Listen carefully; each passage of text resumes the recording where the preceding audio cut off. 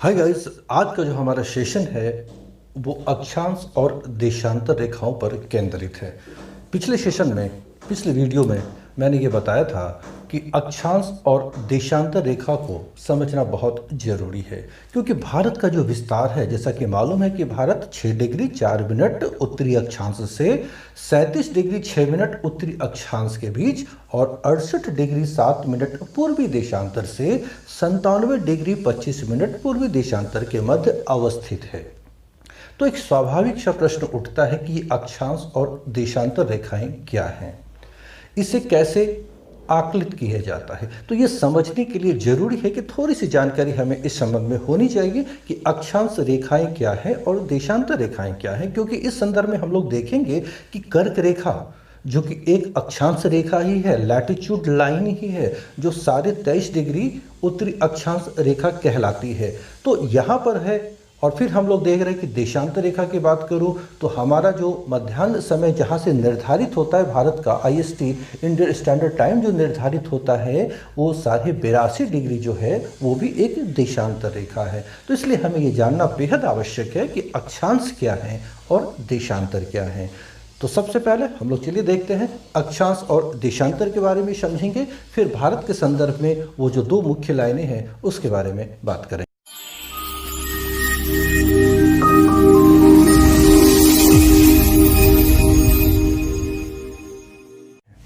सबसे पहले अक्षांश रेखाएं, अक्षांश रेखा और दूसरा देशांतर।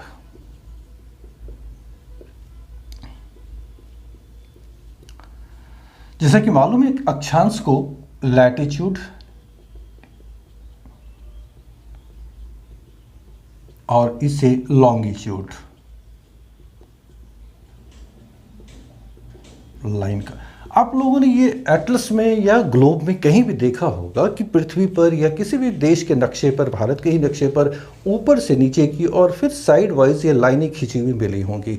तो ये जो लाइनें हैं वो क्या है, उन्हीं को जो पूरी खरी लाइनें हैं वो देशांतर रेखा है, और जो इस तरह पैरेलल नीचे से ऊपर की ओर आप देखा होगा वो है अक्षांश रेखा।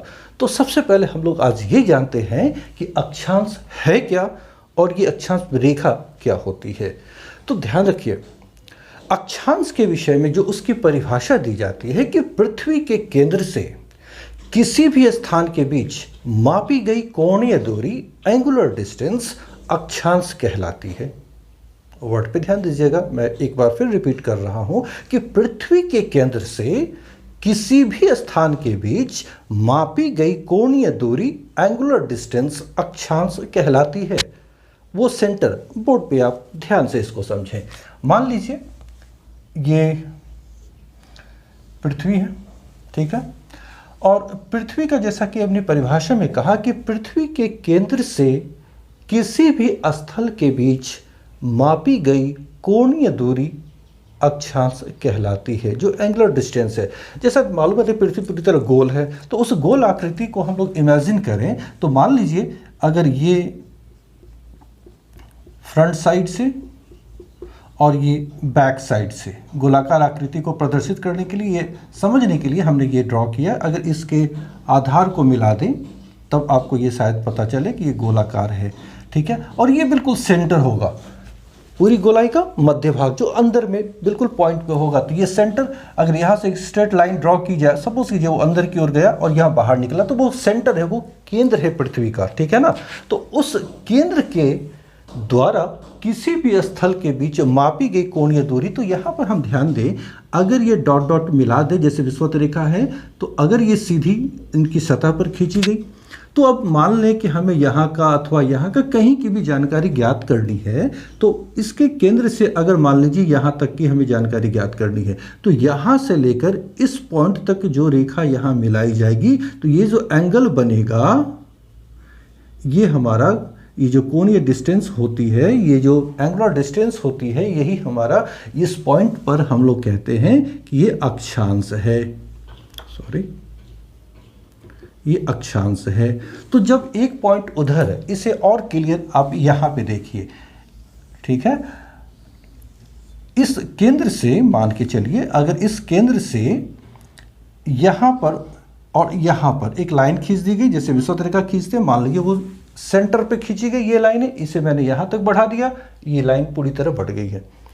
अब इस पॉइंट से ये इमेजिन कि ये पॉइंट यहाँ पर है, एक स्थल ये यहाँ पर जिसके बारे में हमें ज्ञात कर दिए, तो एक सीधी रेखा यहाँ इस पॉइंट पर हम लोग मिलाते हैं। तो यहाँ से पृथ्वी के केंद्र से इस स्थल के बीच जो कोणीय दूरी है, तो ये जो जगह है यही हमारा क्या है, अक्षांश है।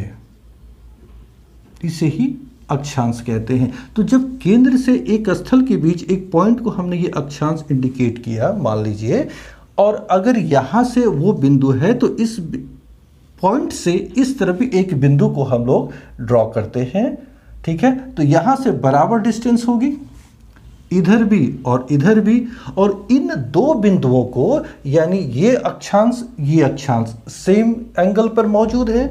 तो यह इन दोनों पॉइंट्स को मिलाकर अगर ये लाइन खींची जाए, अगर इसे स्ट्रेट कर दूं तो ये क्या हो गई, अक्षांश रेखा।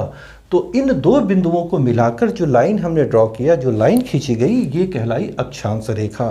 तो सबसे पहले अक्षांश क्या हुआ, इसे फिर से हम लोग देखते हैं कि पृथ्वी के केंद्र से किसी भी स्थल के बीच मापी गई कोणीय दूरी या एंगुलर डिस्टेंस क्या होती है, अक्षांश कहलाती है। तो जैसा कि मैंने कहा था कि भारत 6 डिग्री 4 मिनट उत्तरी अक्षांश से, चूंकि याद होगा पिछले सेशन में मैंने बताया था कि पूरा का पूरा भारत इक्वेटर विषुवत रेखा से नॉर्थ की ओर है, तो भारत का संपूर्ण जो भौगोलिक क्षेत्र है वो उत्तरी अक्षांश के ही अंतर्गत आते हैं। तो अगर यहीं पर हम मान कर चल लें थोड़ी सी देर में कि यहाँ 6 डिग्री 4 मिनट अगर होगा, तो जहाँ पर ये एंगल बनेगा तो 6 डिग्री का कोण बनाते हुए, और वो जो पोजीशन होगा वो अक्षांशीय पोजीशन होगा, और फिर उस बिंदु को मिलाकर चारों तरफ जो रेखा खींची गई वो कहलाई अक्षांश रेखा, ठीक है। अब सिर्फ अभी आप यहीं पर फोकस करें। तो प्रश्न ये उठता है कि विषुवत रेखा के उत्तर की ओर और विषुवत रेखा से दक्षिण की ओर संपूर्ण पृथ्वी पर कितनी ऐसी रेखाएं खींची गई हैं। तो यहाँ पर आप ध्यान दीजिए कि 0 डिग्री क्या होती है, विषुवत रेखा अथवा इक्वेटर हम लोग कहते हैं। ये लाइनें लगातार अगर खींची जाएंगी उत्तर की ओर तो नॉर्थ पोल, और इसी प्रकार साउथ की ओर अगर खींची जाएगी तो साउथ की तरफ, दोनों तरफ ये रेखाएं पैरेलल अगर खींची जाती हैं तो इस तरह से कुछ रेखाएं जाएंगी, ठीक है। पोलर एरिया में जाने के पश्चात क्या होगा, एक बिंदु के रूप में वो मिलेगा। इसी प्रकार यहाँ पर अगर हम लोग उत्तर दिशा की ओर प्रस्थान करें तो यहाँ पर भी एक बिंदु मिलेगी, जो ये नॉर्थ पोल है और ये साउथ पोल है। इसे मैं थोड़ा गाढ़ा कर दूं ताकि ये पता चले कि ये इक्वेटर ही है, ठीक है। तो अब कितनी ऐसी अक्षांश रेखाओं को खींची गई है, इक्वेटर के नॉर्थ और इक्वेटर के साउथ 90 रेखाएं इधर हैं और 90 इधर हैं। तो कुल अक्षांश रेखाओं की संख्या कितनी हो गई, आप यहां भी लिखते चले, कुल अक्षांश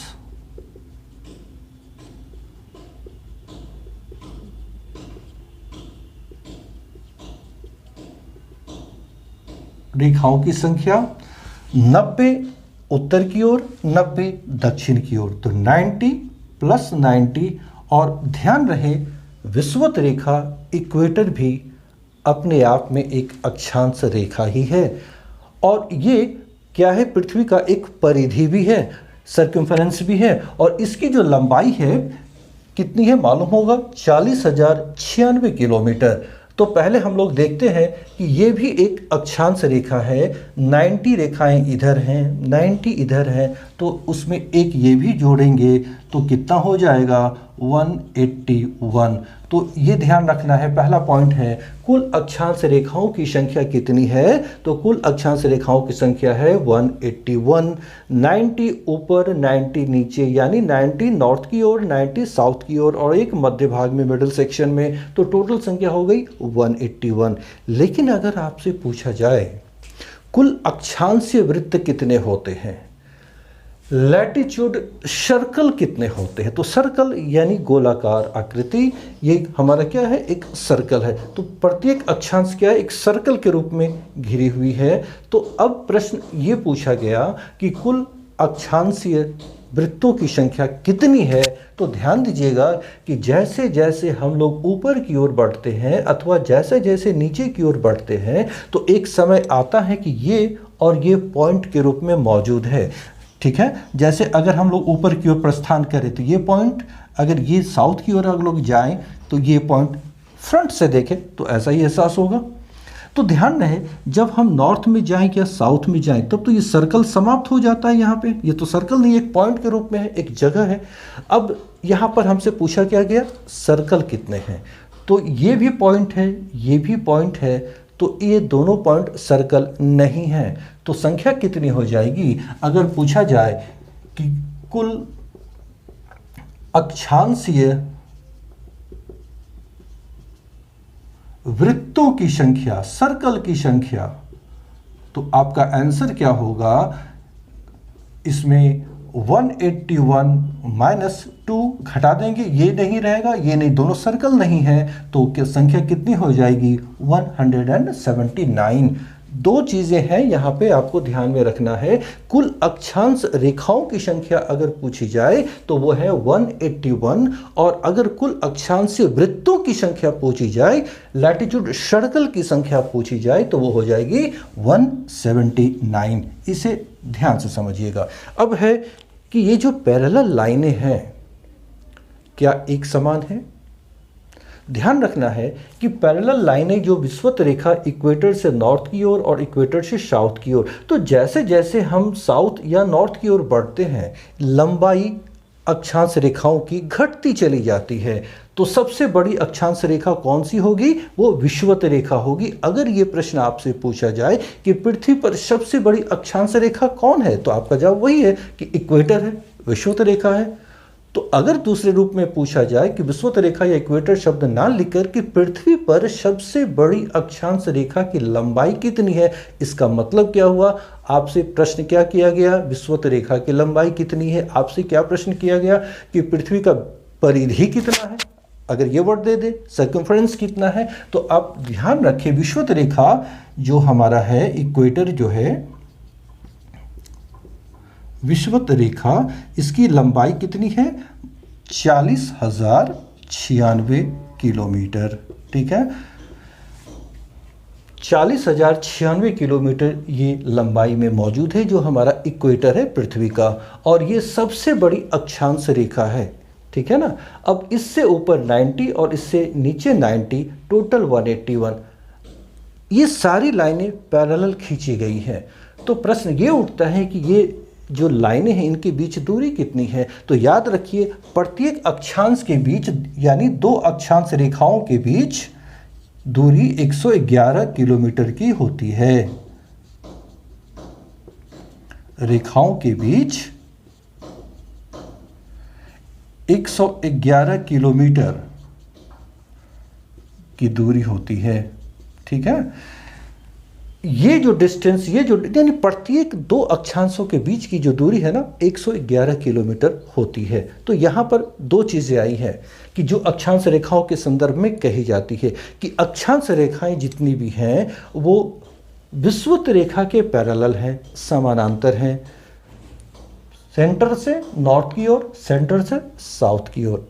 लंबाई लगातार घटती जाती है, ठीक है ना, लेकिन इनके बीच की दूरी बराबर रहती है, समान रहती है। ये दो बातें हमें ध्यान में रखनी है।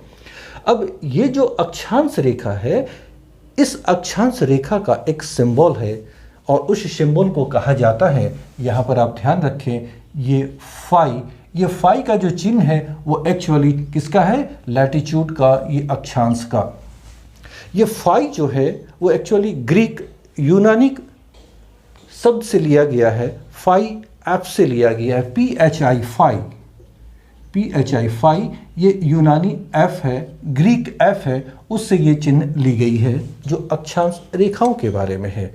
अब यहाँ पर ध्यान दें, मैंने बताया था पिछले क्लास में कि अब वो जो परिपाटी है, जैसा आप लोग पढ़ते आए हुए हैं अब तक, कि भारत इतने से इतने उत्तरी अक्षांश और इतने से इतने पूर्वी देशांतर के मध्य अवस्थित है।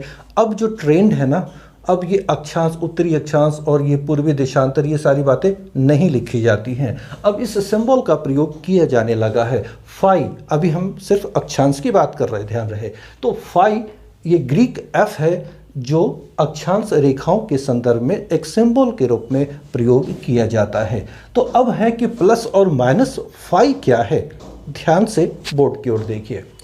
0 डिग्री जो विषुवत रेखा है, इक्वेटर है, ये सभी जो लाइनें हैं, जैसा कि मैंने कहा कि अक्षांश रेखाओं को फाई से सिंबल दिया गया है, तो जो भी रेखा है सभी फाई है। इक्वेटर से नॉर्थ जितनी भी रेखाएं हैं, इक्वेटर से नॉर्थ यानी विषुवत रेखा से उत्तर जितनी भी अक्षांश रेखाएं हैं वो प्लस फाई हैं, धनात्मक हैं, ठीक है, वो प्लस फाई हैं। और विषुवत रेखा से नीचे जितनी भी अक्षांश रेखाएं हैं ये सभी माइनस फाई हैं। इक्वेटर से साउथ सभी अक्षांश रेखाओं को माइनस फाई से इंडिकेट किया जाता है। विषुवत रेखा से उत्तर, इक्वेटर से नॉर्थ सभी अक्षांश रेखाओं को पॉजिटिव या धन फाई से इंडिकेट किया जाता है। अब यहाँ पर ध्यान रहे, 2 चीज़ों को ध्यान रखेंगे, जैसा कि मालूम होगा शायद आपको, कर्क रेखा और मकर रेखा, ये दोनों क्या हैं, ये भी दोनों अक्षांश रेखाएं ही हैं। तो 23.5 डिग्री जो नॉर्थ में है वो कर्क रेखा ट्रॉपिक ऑफ कैंसर कहलाती है। तो वो फिर उसी प्रकार 23.5 डिग्री अगर साउथ में जाएंगे तो वो मकर रेखा ट्रॉपिक ऑफ कैप्रिकॉर्न कहलाती है। तो ये जो अगर है कर्क और मकर रेखा तो इसमें सिंबल बदल जाता है। और अगर ये नहीं भी लिखा हुआ है तो अगर मान लीजिए लिखा हुआ है कर्क रेखा के विषय में कि फाई 23.1/2 डिग्री, तो इसका मतलब ही हो जाता है कि ये कर्क रेखा के विषय में कह रहा है, क्योंकि फाई जैसा कि मालूम है कि नॉर्थ साइड में ही होगा, धनात्मक है, और 23.5 डिग्री तो किसे कह रहा है, ये कर्क रेखा को कह रहा है। तो सिर्फ इतना ही लिखा हुआ है तो इसका मतलब है ये कर्क रेखा के बारे में कह रहा है। अगर साउथ की तरफ देखें, मकर रेखा जो ट्रॉपिक ऑफ कैप्रिकॉर्न है उस पर आप ध्यान दें, वो दक्षिण की तरफ, मैंने क्या कहा, उसे माइनस फाई से इंडिकेट किया जाता है। अगर यहां पर ये लिखा हो माइनस फाई 23.5 डिग्री, तो इसका मतलब ही है ये मकर रेखा के बारे में बता रहा है या उसकी तरफ इशारा कर रहा है। तो इसलिए ये अब परिपाटी धीरे धीरे खत्म हो रही है ज्योग्राफी के अंतर्गत। ये आपको ध्यान में रखना है कि ये अगर सिंबल है तो मतलब अक्षांश रेखाएं हैं, और वो कहाँ पर है, अगर वो धनात्मक है तो वो इक्वेटर के नॉर्थ में है, अगर वो ऋणात्मक है, माइनस में है, तो वो इक्वेटर के साउथ में है। ये ध्यान रखना है, ठीक है। तो यहाँ पर आपको ये चीज़ समझ में आई होगी। अभी बहुत विस्तृत में मैं नहीं जा रहा हूँ क्योंकि अभी हमें बताना है भारत के संदर्भ में। तो जो सामान्य सी जानकारी है ना वो आपको होनी चाहिए, क्योंकि भारत के ही विस्तार को लेकर अगर हम बात करें तो जब हम कहेंगे कि भारत का अक्षांश विस्तार जो उत्तरी अक्षांश जिसे हम कहते आए हैं कि 6 डिग्री 4 मिनट से 37 डिग्री 6 मिनट के बीच है, अगर ये उत्तरी उत्तरी ना कहकर हम बार बार अगर फाई लिखें या बोलें तो इसका मतलब अब आप समझ जाएंगे कि भारत कितना से कितना के बीच है। अगर है 6 degree 4 minute phi to 37 degree 6 minute phi, it means उत्तरी अक्षांश से उत्तरी अक्षांश, ठीक है ना। अब यहाँ पर इतनी बातें तो समझ में आ गई होंगी। अब हम लोग थोड़ा सा देशांतर की ओर देखते हैं कि देशांतर रेखाएं क्या हैं।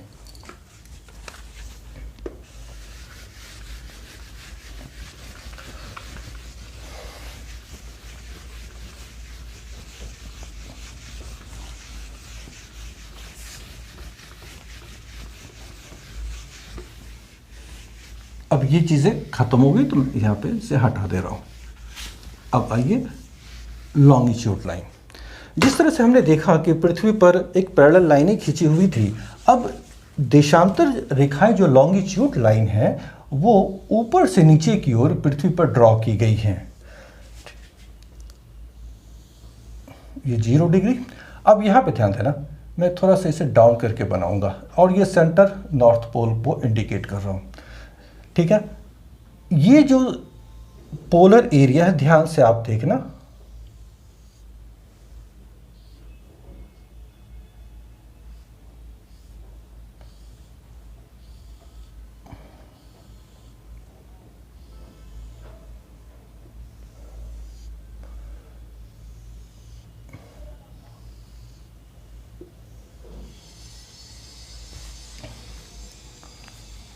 इसको आप थोड़ा सा, इसे मैं इक्वेटर को हटा ही दे रहा हूँ ताकि आपको समझने में आसानी हो। उत्तर से दक्षिण की ओर खींची गई, मैंने यहाँ पर जानबूझ कर ऐसा ड्रॉ किया ताकि आपको पोलर एरिया, पोल का सेक्शन दिखाई दे। हमने इसे नॉर्थ पोल इंडिकेट किया है और साउथ उस तरफ होगा। तो जैसा जब मालूम है पृथ्वी गोल है, पूरा एक वृत्त के समान है, गोलाकार है और 360 डिग्री का ये कोण बनाती है। ठीक है, तो संपूर्ण पृथ्वी पर याद होगा अभी हमने अक्षांश रेखाओं के बारे में देखा कि जो अक्षांश रेखाएं हैं उसमें सबसे मध्य में इक्वेटर या विषुवत रेखा है।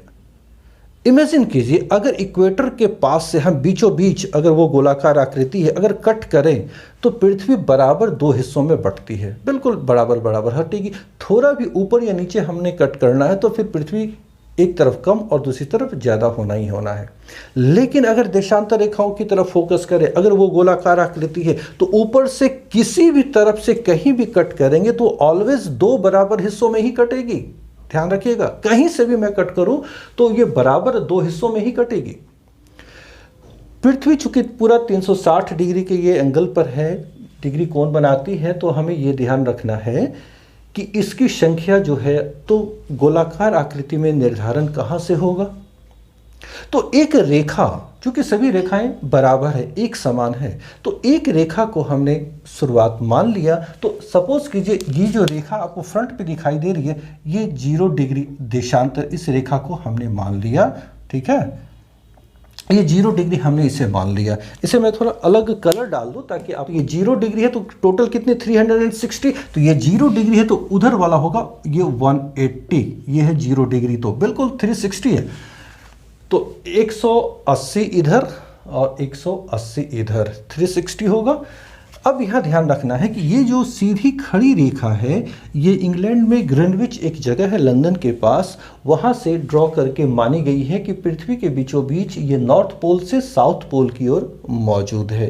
ये सारी लाइनें काल्पनिक लाइनें हैं, ठीक है, इमेजिनरी लाइन है। तो ये रेखा यहाँ पर मौजूद है। ये क्यों ड्रॉ की गई है, ध्यान रखिए, इस देशांतर रेखा के द्वारा, ये जो लॉन्गिट्यूड लाइन है, इसके द्वारा हम समय का निर्धारण करते हैं। दो चीज़ें महत्वपूर्ण हैं, अभी मैं उस पर नहीं जाऊंगा, अभी मैं सिर्फ समय की ही बात करूंगा क्योंकि इंडिया के संदर्भ में अभी मैंने देखना है। तो इंडिया के संदर्भ में समय मायने ही रखता है, यहीं से वो निर्धारित होती है। 180 डिग्री जो इसका अपोजिट है, वहाँ से दिन तय होता है, दिन बदलता है, तारीख बदलती है, जो डेट वो चेंज होते हैं 180 डिग्री से। लेकिन यहाँ से समय का निर्धारण होता है 0 डिग्री देशांतर रेखा से। इस पे पूरी तरह आप फोकस कीजिए।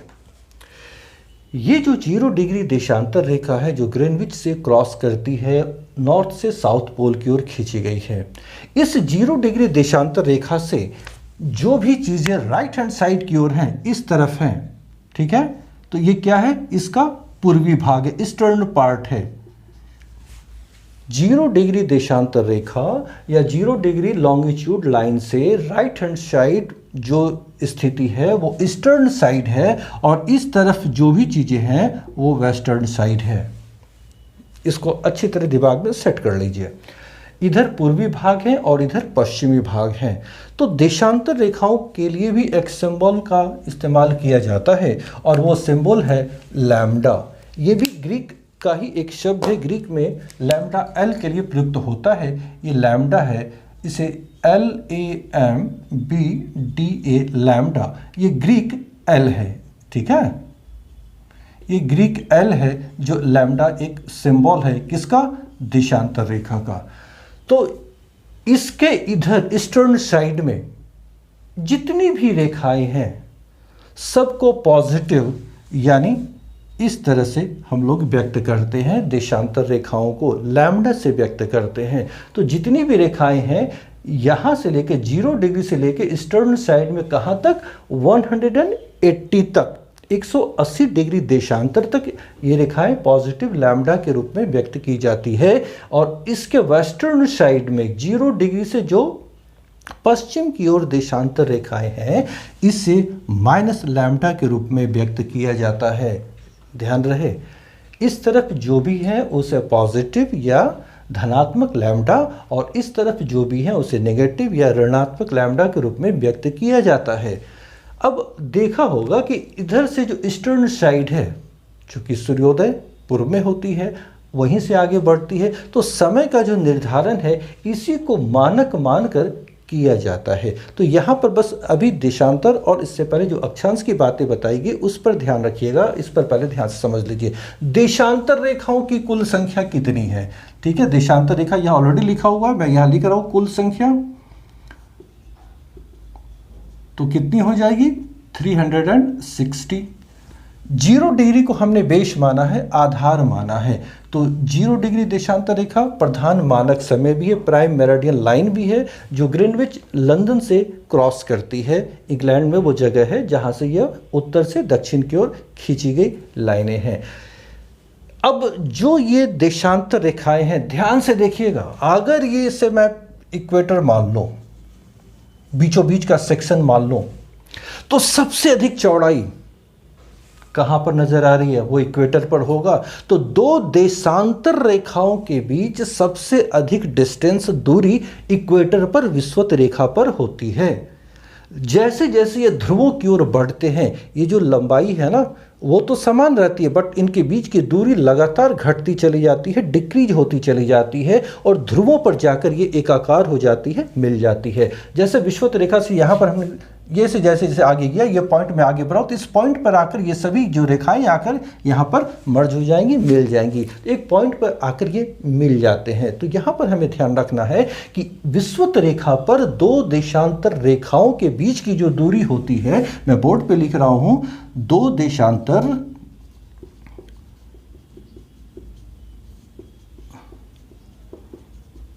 रेखाओं के बीच की दूरी कितनी होती है? 111.32 किलोमीटर। बीच की दूरी 111.32 किलोमीटर होती है। अक्षांश में हमने क्या देखा था कि जो दूरी थी, बीच की दूरी, वो बराबर थी, 111 किलोमीटर थी, लेकिन अक्षांश रेखाओं की लंबाई लगातार घटती जा रही थी, कम होती जा रही थी और ध्रुवों पर जाकर समाप्त हो गई थी। लेकिन यहाँ पर क्या देख रहे हैं कि जितनी भी देशांतर रेखाएं हैं उसकी लंबाई कम नहीं होती, वो लंबाई समान है, पूरा का पूरा 360 डिग्री देशांतर रेखाओं की लंबाई एक समान है, ठीक है। लेकिन इसके बीच की जो दूरी है वो पैरेलल नहीं है। ये फर्क है किसमें? अक्षांश और देशांतर में।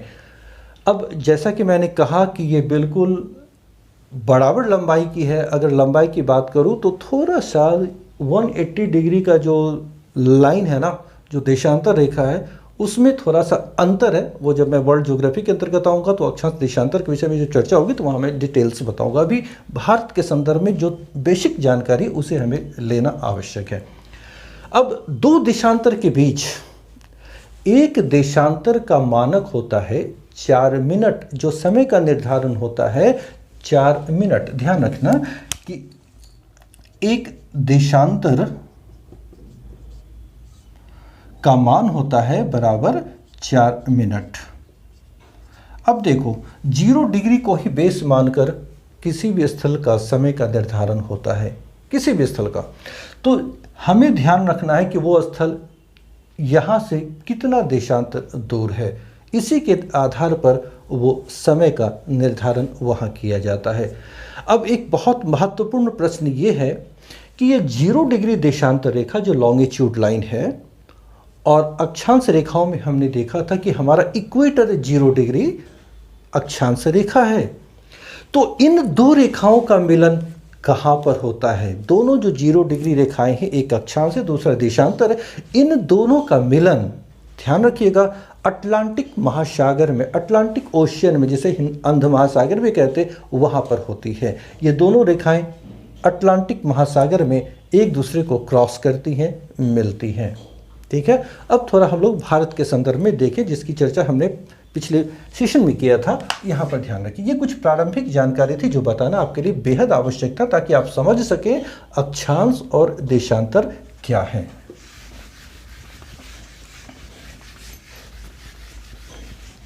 फाई और लैम्डा को आप अच्छी तरह जहन में डाल चुके होंगे। अब उसी के आधार पर हम लोग अब ये देखना चाहेंगे कि ये क्या स्थिति है भारत में। ध्यान दीजिएगा कि जो हमने विस्तार के बारे में बताया था, थोड़ा सा एक मैप ड्रॉ करना आवश्यक है ताकि आप आराम से इन चीज़ों को समझ सकें।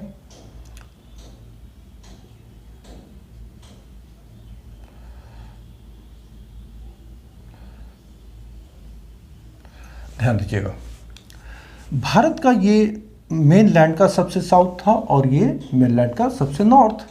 अंडमान निकोबार में हमने क्या बताया था, यहाँ पर जो ग्रेट निकोबार है वो इंदिरा पॉइंट है। तो ये जो सेक्शन क्या था 6 डिग्री 4 मिनट और यहाँ पर आरंभ हुआ था 8 डिग्री 4 मिनट। तो ये भी उत्तरी, चूँकि ये मान लीजिए ये इक्वेटर है और इक्वेटर के नॉर्थ में ये 0 डिग्री, ये विषुवत का ये इक्वेटर है, इसके नॉर्थ में इंडिया मौजूद है। तो इस पोजीशन को हमने ध्यान देना है कि यहाँ पर अगर ये इंडिया है तो इंडिया की शुरुआत 6 डिग्री 4 मिनट से हो रही है। तो इसे हम उत्तरी अक्षांश ना लिख के, जैसा कि हमने बताया था, फाई लिख सकते हैं। ये भी उत्तरी अक्षांश है, याद होगा फाई, ये भी हम फाई लिख सकते हैं। और भारत का ये जो 37 डिग्री 6 मिनट है, ये जी भी अक्षांश है, तो इसे हम फाई लिख सकते हैं, ये भी उत्तरी अक्षांश है। अब यहाँ पे ध्यान दीजिए, ये हमारा क्या है, सबसे पश्चिमी क्षेत्र और ये है हमारा पूर्वी क्षेत्र। लेकिन जब देशांतर की बात होती है तो ये भी पूर्वी देशांतर और ये भी पूर्वी देशांतर। तो यहाँ पर कितना था 68 डिग्री 7 मिनट। तो यहाँ क्या इंडिकेट करेंगे, लैम्डा, याद होगा ना, देशांतर रेखा को लैम्डा से व्यक्त किया जाता है। और यहाँ पर ये जो पॉइंट है 97 डिग्री 25 मिनट, ये भी लैम्डा। अगर ये लिखा गया है तो आप ध्यान रखेंगे कि भारत अक्षांश और देशांतरीय विस्तार तो वही है, लेकिन यहाँ पर चिन्ह इंडिकेट किया गया है कि वो अक्षांश रेखा को और देशांतर रेखा को, ये ध्यान में आपको रखना है। अब अक्षांश और देशांतर के संदर्भ में देखें, भारत के लगभग बीचों बीच से एक रेखा क्रॉस की है। अगर इसकी बात हम लोग करें, यहाँ से एक रेखा क्रॉस की है जो 23.5 डिग्री उत्तरी अक्षांश है, जो ट्रॉपिक ऑफ कैंसर है, जिसे हम लोग क्या कहते हैं, कर्क रेखा, ट्रॉपिक ऑफ कैंसर, ठीक है, ये कर्क रेखा है। और ये जो कर्क रेखा है भारत को लगभग 2 बराबर हिस्सों में डिवाइड कर रही है, बांट रही है। ये कर्क रेखा इसके उत्तर डायरेक्शन और इसके दक्षिण डायरेक्शन में। तो ये जो रेखा है ना, भारत को 2 जलवायु प्रदेश में भी बांट देती है। जो कर्क रेखा से साउथ वाला पार्ट है वो उष्ण कटिबंधीय क्षेत्र होते हैं, ट्रॉपिकल जोन होते हैं, और इसके उत्तर जो पार्ट है वो उपोष्ण कटिबंधीय क्षेत्र कहलाते हैं, जिसको सब ट्रॉपिकल जोन कहते हैं। तो यहाँ ध्यान रखिए, कर्क रेखा का जो साउथ, वो ये जो सेक्शन है वो कैसा है, उष्ण कटिबंधीय क्षेत्र है, और ये कैसा है, उपोष्ण कटिबंधीय क्षेत्र है। ये ट्रॉपिकल और ये सब ट्रॉपिकल एरिया है। और कर्क रेखा भारत को 2 अलग हिस्सों में बांटकर ऐसी स्थिति प्रदान करती है। और ये जो कर्क रेखा है भारत के 8 राज्यों से क्रॉस करती है। देखिए, ऐसे जो प्रश्न आते हैं सीक्वेंस में भी आएंगे, तो आपको हमेशा मैंने बताया है कि याद मत कीजिए, रटिए मत। आपके सामने एक मैप होना चाहिए, इंडिया का आप मैप लें, बस उस मैप का आकलन करें, मुआयना करें और देखिए कौन सा राज्य कहाँ पर अवस्थित है, कौन सी रेखाएं, किधर क्या चीज़ है, बस वो देखें। और जब आपसे ये प्रश्न किया जाए ना, तो वो आप इमेजिन करें उस मैप को अपने दिमाग में, और उसके पास आराम से आप आंसर दे सकते हो। भारत में पश्चिम से पूर्व डायरेक्शन में जाएंगे तो ये सबसे पहले हमारा गुजरात राज्य है। आप मैप में देखना, एटलस में, इंडिया के मैप में, तो जैसे ही गुजरात से लाइन, तो राजस्थान को थोड़ा सा पार्ट टच करता है यहाँ पर। तो गुजरात के पश्चात राजस्थान, मध्य प्रदेश के बीचों बीच लगभग ही क्रॉस किया, तो मध्य प्रदेश के पश्चात छत्तीसगढ़। तो यहाँ पर पहला गुजरात, दूसरा राजस्थान, तीसरा मध्य प्रदेश, चौथा छत्तीसगढ़। छत्तीसगढ़ के बाद ये झारखंड में प्रवेश करता है, तो झारखंड हो गया 5वां। इसके पश्चात वेस्ट बंगाल, ये हुआ 6ठा, त्रिपुरा 7वां, और यहाँ पर मिजोरम है 8वां। ये बिल्कुल सीक्वेंस क्रम से 8 राज्यों के ऊपर से कर्क रेखा क्रॉस की है। ध्यान रखिएगा, गुजरात, राजस्थान, मध्य प्रदेश, छत्तीसगढ़, झारखंड, वेस्ट बंगाल, त्रिपुरा और मिजोरम, ये जो 8 राज्य हैं इसके ऊपर से कर्क रेखा क्रॉस की है, ठीक है। और कर्क रेखा एक शहर झारखंड में रांची है, रांची के निकट लोहरदगा, जिसके ऊपर से ये क्रॉस की है। तो कई बार ये प्रश्न भी आए हैं कि कर्क रेखा निम्न में से किस शहर के ऊपर से क्रॉस करती है, ये जाति, आप याद रखेंगे, ध्यान रखेंगे। अब दूसरी चीज़ हमें ध्यान देना है, वो है हमारा जो मानक समय वो कहाँ से निर्धारित होता है। ध्यान रखिएगा, तो ये कर्क रेखा से संबंधित जो चीज़ें थी वो एक्चुअली क्या थी, अक्षांश रेखा से ही रिलेटेड थी। अब दूसरी चीज़ हम लोग देखते हैं, ये अक्षांश रेखा के पश्चात अब हम लोग मानक समय की ओर आते हैं। तो आप ध्यान से देखिए, अगर इस मैप को देख रहे हैं तो इसका मध्यवर्ती भाग, ध्यान से इस छोर और इस छोर के बीच का अगर मध्यवर्ती भाग देखें तो लगभग ये डिस्टेंस बनकर हमारी लाइन आती है। तो ये जो बराबर है, यहां से यहां और यहां से यहां मान के चले बिल्कुल इक्वल है, बराबर है। तो अभी हमने थोड़ी देर पहले बताया था कि 0 डिग्री देशांतर के द्वारा हम किसी भी स्थल के समय का निर्धारण करते हैं। चूंकि पूरा का पूरा भारत देशांतर रेखा जो 0 डिग्री है उसके किधर है, पूर्वी भाग में है। पिछले सेशन में भी मैंने चर्चा किया और आज भी मैंने बताया था कि जो देशांतर रेखा 0 डिग्री है उसके पूर्वी सेक्शन में इंडिया मौजूद है। याद है ना कि भारत उत्तर पूर्वी गोलार्ध में है, तो उत्तर तो है और ये पूर्वी भी हो गया। तो ये जो 0 डिग्री है तो इलाहाबाद के निकट नैनी है। कुछ किताबों में अब मिर्ज़ापुर छप रहा है, पहले नैनी छपता था कि वहाँ नैनी से क्रॉस किए, लेकिन मान लीजिए नैनी और मिर्ज़ापुर भी बहुत ज़्यादा डिस्टेंस है नहीं, तो वहाँ से ये रेखा क्रॉस की है ऐसा माना गया है। और ये कौन सी है, 82.5 डिग्री देशांतर रेखा, नॉर्थ टू साउथ है, तो ये है देशांतर रेखा। तो इसे हम कह सकते हैं इस सिंबल से 82.5 डिग्री लैम्डा जो नैनी अथवा मिर्ज़ापुर से क्रॉस की है, ये हमारा मानक समय है। इंडियन स्टैंडर्ड टाइम IST यहीं से निर्धारित होता है। जैसा कि याद होगा हमने अभी कहा था कि एक देशांतर का मान 4 मिनट होता है। तो हम अगर इसे मानक मान लें, ठीक है, स्टैंडर्ड ये जो देशांतर इसे मान लें और ग्रीनविच से इसकी तुलना करें, तो ये जो टाइम निकल कर आता है तो 82.5 डिग्री 0 डिग्री से आएंगे। तो आप इससे मल्टीप्लाई करें 4 से, तो ये निकल के आता है 5 घंटा 30 मिनट। ठीक है, तो 5 घंटा 30 मिनट हमारा जो घड़ी है, हमारा जो समय है ग्रीनविच से आगे है, पॉजिटिव है। क्योंकि हम लोग पूरा का पूरा किधर है, 0 डिग्री से राइट हैंड साइड, याद होगा ईस्टर्न साइड में है, पूर्वी डायरेक्शन में है, तो ये धनात्मक लैम्डा से व्यक्त किया गया था। तो यहाँ पर आपने IST में देखा होगा कहीं पर कि +530 लिखा जाता है IST। अगर इस तरह का आपने कहीं लिखा हुआ देखा होगा IST, अथवा ग्रीनविच मीन टाइम GMT लिखा हुआ मिलेगा।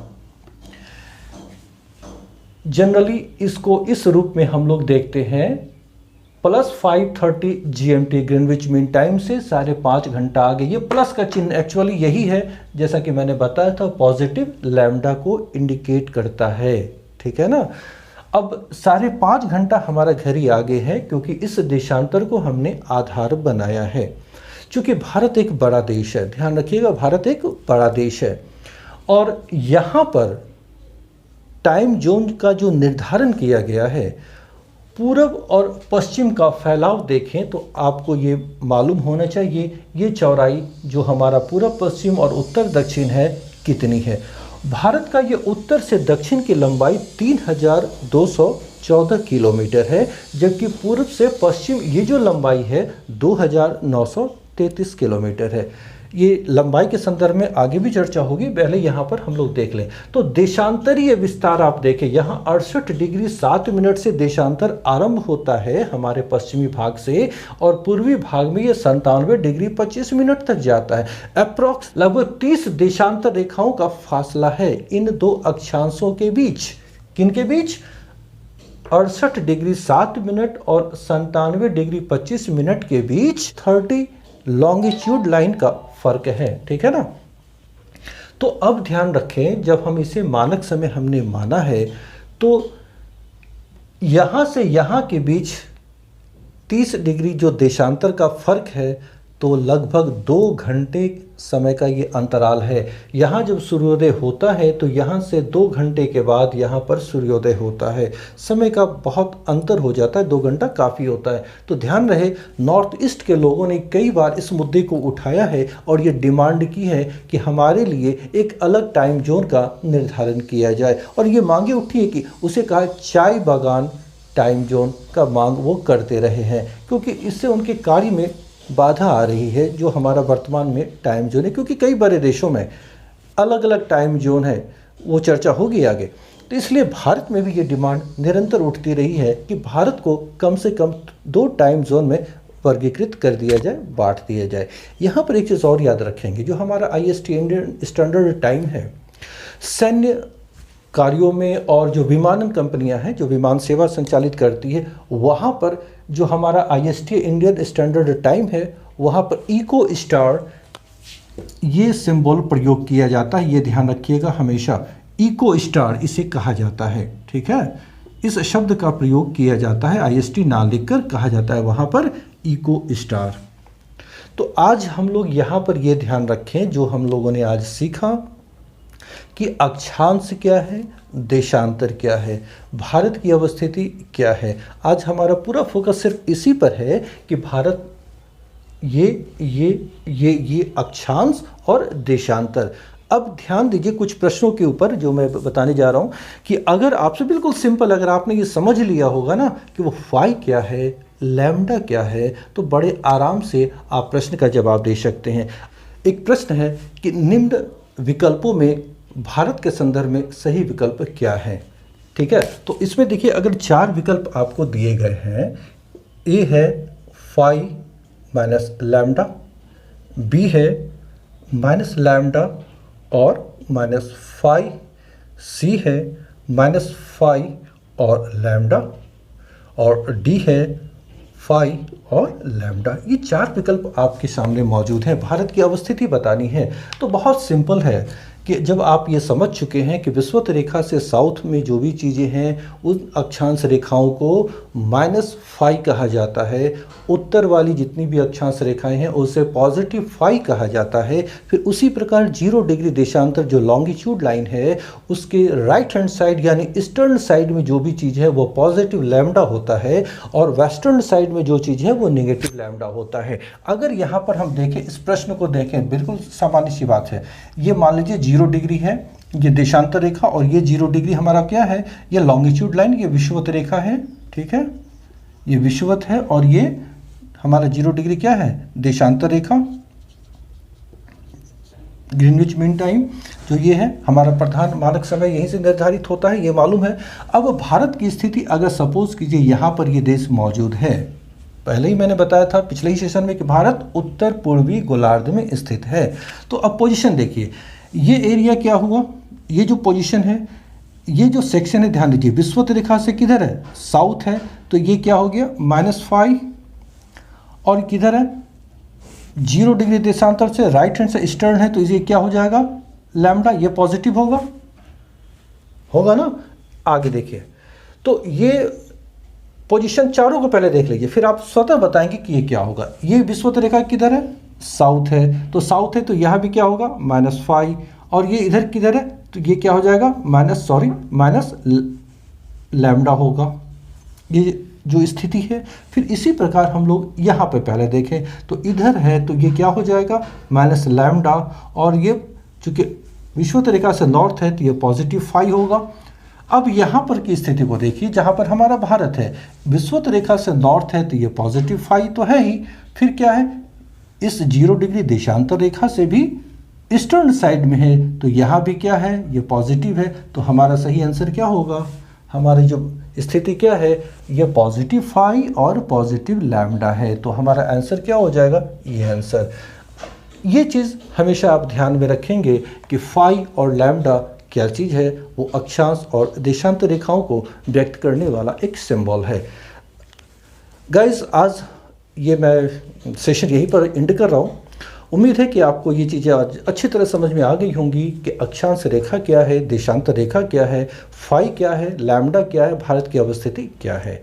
नेक्स्ट सेशन में हम लोग अब भारत का जो विस्तार है जो उत्तर दक्षिण पूर्व पश्चिम और सीमावर्ती इलाके जो भारत का अंतर्राष्ट्रीय सीमा है, समुद्री सीमा है, इनके बारे में विस्तार से चर्चा करेंगे।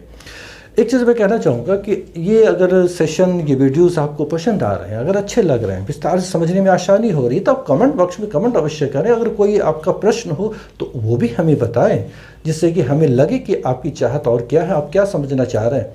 और अगर आपको ये पसंद आ रहा है, मैं एक चीज़ कहना चाहूँगा, आप लाइक और सब्सक्राइब अधिक से अधिक करें, ताकि मैं भी प्रोत्साहित हूँ और लगे कि मैं आपके लिए जो कर रहा हूँ और बेहतर करूँ और चीज़ आपके लिए दूँ जो आपकी बेहतरी के लिए और अच्छा से अच्छा होता चले जाए। ओके।